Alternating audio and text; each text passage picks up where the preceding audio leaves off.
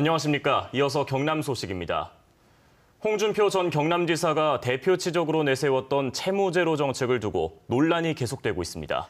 김경수 도지사 인수위가 채무제로를 무리한 정책이라 비판하자 홍 전 지사 시절 부지사를 지낸 윤한홍 국회의원이 반박에 나섰습니다. 오종우 기자의 보도입니다. 홍준표 전 경남지사가 지난 2016년 6월 대대적으로 홍보했던 경상남도의 빚 없애기 정책 채무제로. 그러나 2년여 만에 평가는 달라졌습니다. 김경수 경남지사 인수위는 홍 전 지사가 무리한 성과 내기로 반드시 써야 할 예산조차 쓰지 않아 재정 운영이 비정상적이었다고 주장했습니다. 시군 조정교부금과 지방교육세 등 경상남도가 제때 반영하지 않은 예산이 4,800억 원에 이르는 것으로 보고 있습니다. 0.5% 정도는 지방정부의 재정으로 올릴 수 있다고 생각을 합니다. 실질적으로도 적었는데 재정에서도 또 돈을 적게 부르니까 경제가 돌 수가 없죠. 이에 대해 윤한홍 의원은 빚이 많은 게 더 낫냐며 채무제로 정책을 폄훼하고 있다고 반박했습니다. 올해 예산 편성 부족액은 이미 지난 2016년 달성한 채무제로와 관계가 없고 이자율이 낮은 기금으로 높은 이자 비용을 내는 채무를 갚는 것 당연하다고 밝혔습니다. 또 현재 경제 여건상 한 번 느린 지자체 빚은 갚기 어렵다며 신중해야 한다고 밝혔습니다. 채무가 2조 5천억 가까이 됐을 겁니다. 자치단체가 채무를 내서 그 채무를 가지고 수익을 내서 빚을 갚을 수 있다. 그 성립하지 않습니다. 이런 가운데 김경수 지사는 간부회에서 인수위 지적을 이번 추경과 내년도 예산에 반영되게 챙겨달라고 말했습니다. 김경수 도정이 사실상 채무제로 정책을 중단하겠다고 밝힌 가운데 재정 적자 불가피와 건전재정 사이에서 논란은 계속될 것으로 보입니다. KBS 뉴스 오종우입니다. 일선 경찰서에서 간부 경찰관에 의한 직장 내 성추행 사건이 불거졌습니다. 경찰은 관련 사건을 수사하고 있습니다. 보도에 손원혁 기자입니다. 경남지방경찰청이 지난달 29일 모 경찰서 간부 직원을 직위 해제했습니다. 해당 간부는 동료 경찰을 상대로 성희롱 발언과 신체 접촉을 한 혐의를 받고 있습니다. 경남지방경찰청은 해당 간부를 성추행 혐의로 형사 입건해 수사하고 있다고 밝혔습니다. 해당 간부는 전임지에서도 비슷한 문제로 징계를 받은 적이 있는 것으로 전해졌습니다. 이 간부는 의도하지 않은 행위라는 당시 상황을 경찰 조사에서 설명을 했고 수사 결과를 지켜보겠다고 밝혔습니다.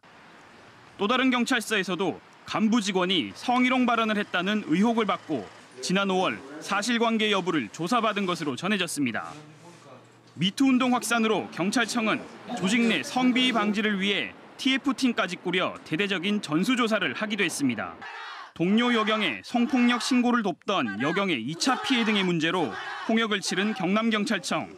또 다른 조직 내 성비위 사건으로 파장이 일고 있습니다. KBS 뉴스 손원혁입니다. 정부가 추진하고 있는 공공기관 비정규직의 정규직 전환 계획이 특혜 통로로 악용됐다는 의혹이 나오고 있습니다.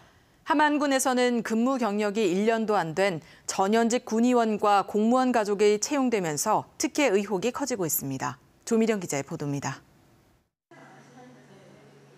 함안군 공공기관에서 6년 2개월을 일한 기간제 근로자 A씨. 지난달 함안군 정규직 채용 시험에서 탈락했습니다. 힘들어도 참고 견딘 거는 정규직화되어서 계속적으로 일할 수 있다는 그런 희망 때문에 견뎌왔는데 하루아침에 물거품이 돼버리니까 억울하죠. 함안군 정규직 채용 시험 합격자 18명 가운데는 불과 넉 달에서 10달 동안 기간제 근로자로 일한 전현직 함안군 의원 자녀와 공무원 가족 등 4명이 포함됐습니다. 응시 자격에 경력 기준이 없고 시험은 100% 면접 점수에 근무 경력 가점이 최고 3점에 그쳤습니다. 가점을 인정한다고 재난심의위원회에서 결정했고요. 가점 부여 이제 3점이나 이제 세부적인 사항은 자체적으로 이제 함안군에서 결정하게 된 거죠. 면접위원도 현직 공무원 1명과 전직 공무원 3명으로 전문가는 없었습니다. 채용 비리 의혹이 나오는 이유입니다. 정부 지침 가이드라인을 가지고 정규직 전환 심의를 한 것이 아니라 실제로 함안군의 집행부에서 정말로 채용하고 싶은 사람들만 전환시키고 채용한 거다. 노동계는 경남 지역 18개 시군 전수조사와 부당하게 탈락한 근로자의 구제 대책 마련을 촉구했습니다. 경상남도는 현재 함안군청에서 감사를 진행하고 있고 경남경찰청은 부당한 절차로 기간제 근로자를 채용한 정황을 포착해 함안군 보건소를 압수수색했습니다. KBS 뉴스 조미령입니다. 경상남도가 경남개발공사 채용비리 의혹에 대해 다시 특별조사를 벌여 관련자들을 경찰에 수사 의뢰까지 했는데요. 그런데 조사 과정에서 직원들에게 설명을 요구하는 등 감사 방법에 문제가 있었다는 비판이 나오고 있습니다. 보도에 최진석 기자입니다. 경상남도가 지난달 경남개발공사의 채용비리 의혹을 다시 감사하면서 직원들을 상대로 한 질문서입니다. 현재 소속 기관과 담당 업무가 무엇인지 묻습니다. 답변서에는 직급에 실명까지 적도록 했습니다. 추가 비리를 찾겠다며 내부 고발을 접수하면서 제보자가 누군지 드러나도록 한 겁니다. 시민단체는 감사 방식이 부적절했다고 지적합니다. 그러니까 요즘 초등학생들도 이런 질문서 돌리면 답변 안 합니다. 세상에 어떻게 이렇게 해가지고 감사를 하고 거기서 뭘 밝히겠다는 겁니까? 또 채용비리 의혹 관련자 2명에 대한 경남도의 업무 배제 요구를 개발공사가 따르지 않고 있지만 경남도가 방관하고 있다고 주장했습니다. 개발공사는 해당 직원들을 신설부서의 팀장으로 전보하는 등 다른 부서에 배치한 것으로 확인됐습니다. 이게 어떤 요건이 안 되고 또 연관된 업무를 가지고 지금 수사를 들어갔기 때문에 그와 관련된 자료를 볼 수 있다 해가지고 업무 배제를 시킨 겁니다. 경상남도는 의혹 관련자들의 부서 배치는 개발공사의 판단이고 실명 제보를 받으려 한 것은 관련 조사를 마친 뒤 추가 제보를 받은 것이라며 봐주기 감사가 아니라고 해명했습니다. KBS 뉴스 최진석입니다. 국내 최고 야외 연극제로 꼽히는 거창국제연극제가 지난해는 주최 측과 지자체의 갈등으로 둘로 나뉘어서 열렸었죠. 하지만 올해 다시 민관이 손을 잡고 2년 만에 하나의 축제로 연다고 합니다. 오승묵 기자가 보도합니다. 올해 30년을 맞는 거창국제연극제 준비가 한창입니다. 한 달도 남지 않은 일정에 비가 오는 날에도 쉴 틈이 없습니다. SNS로 지금 많이 좀 홍보를 하고 있는데 이제 군청하고 이제 협의하에서 그런 공식적인 홍보 활동은 아마 곧 전개가 되겠죠. 국제적인 명성을 얻었던 거창국제연극제는 지난해 주최 측인 거창연극제 육성진흥회와 거창군의 갈등으로 파행을 빚었습니다. 급기야 연극인 240명이 나서며 사태 해결을 촉구했지만 끝내 비슷한 시기 연극제가 둘로 나뉘어 따로따로 열리는 비극이 되고 말았습니다. 해마다 10만여 명이 몰리던 예술축제가 명성을 잃어가자 거창 군민과 전국 예술인들은 해결책 마련에 목소리를 높였습니다. 각종 문제점을 공론화하고 아이디어를 모은 끝에 올해 다시 하나의 연극제로 막을 올리게 됐습니다. 우리가 예산을 포함해서 지원해줄 부분은 최대한 지원을 해드리고 또 가급적이면은 민간단체에 이제 자율성에 맡기고 그런 이제 생각입니다. 30년 전통 거창국제연극제는 다음 달 3일부터 열흘 동안 거창군 위천면 수숭대에서 열려 국내외 피서객과 관객들에게 감동을 선사할 예정입니다. KBS 뉴스 오승목입니다.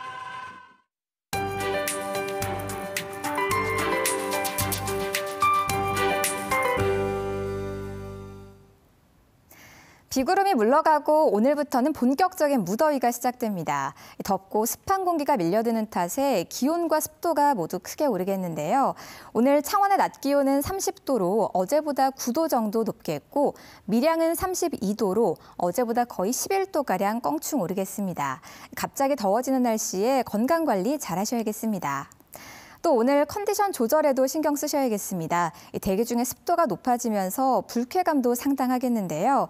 날씨가 가장 더운 오후 3시를 전후로 불쾌지수가 매우 높은 단계까지 상승하겠습니다. 또 햇볕이 강하게 내리쬐면서 자외선 지수 역시 매우 높은 단계를 보이겠습니다. 자외선 차단제도 꼼꼼하게 바르셔야겠습니다.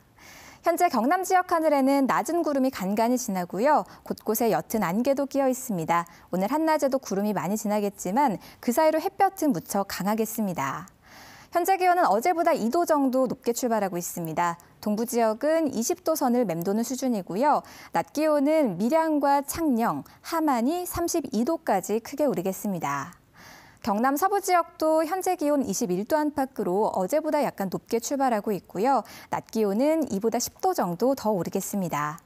당분간 해상에는 안개가 짙어서 주의하셔야겠고요. 물결은 많이 잔잔해진 편이지만 천문조의 영향으로 해수면의 높이가 높겠습니다. 이제 앞으로는 날씨가 더 덥고 습해지겠습니다. 낮 최고 기온이 30도를 웃도는 건 물론이고요. 밤에도 25도 이상의 기온을 유지하는 등 열대야 현상가 나타나는 곳이 있겠습니다. 기상정보였습니다. 김해 삼방시장과 통영 북신시장 등 경남 11개 시장이 희망사업 프로젝트와 산업위기지역 추가 지원 대상에 뽑혔습니다. 재료연구소가 한국-캐나다 학술대회에 참여하는 등 캐나다와 과학기술 협력을 강화합니다.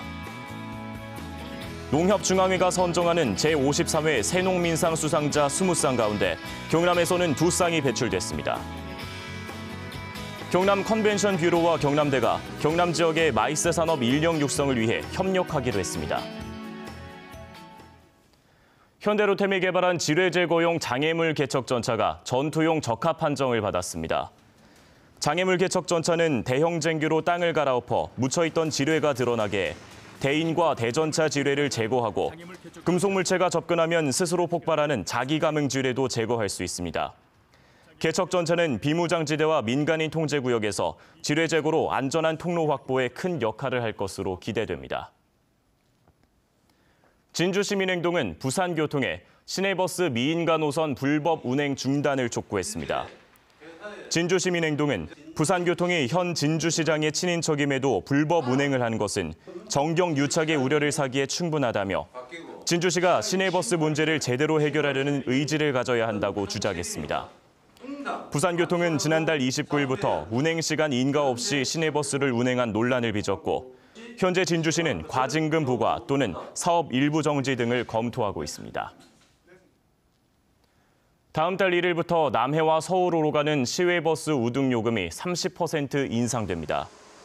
남해군 운수업체인 남흥여객은 대전을 경유하는 노선을 포함한 남해 서울 간 노선에 대해 다음 달부터 우등버스 왕복 8회, 일반버스 왕복 3회로 운행하기로 하고 우등버스 요금을 38,000원으로 일반 버스보다 30% 인상한다고 밝혔습니다. 시외 우등버스 요금은 지난 2016년 여객자동차 운수사업 시행규칙이 개정되면서 일반 버스 요금보다 30% 할증 요금을 받을 수 있게 됐습니다. 부실조사 논란으로 6개월째 채택이 미뤄졌던 부마 민주항쟁 보고서가 추가 심의 조건부로 채택됐습니다. 총리실 산하 부마 민주항쟁 진상규명위원회는 관련 단체에서 지적한 155건 중 자료가 있는 32건과 위원회에서 자체 파악한 9건 등 41건을 수정 보완한 것으로 알려졌습니다.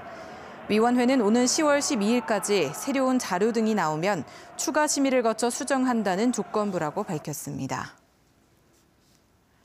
육군 장교가 술에 취해 길에서 여성을 강제 추행하고 주택에 침입하려다 체포돼 수사를 받고 있습니다. 육군 39사단은 지난달 25일 밤 24살 A중위가 거제의 한 아파트 주변에서 지나가던 여성을 강제 추행하다 다치게 한 혐의로 헌병대 조사를 받고 있다고 밝혔습니다. A씨는 뒤이어 아파트 1층 방충망을 뜯고 침입하려다 달아난 혐의도 받고 있습니다. 뉴스를 마칩니다. 시청해주신 여러분 고맙습니다.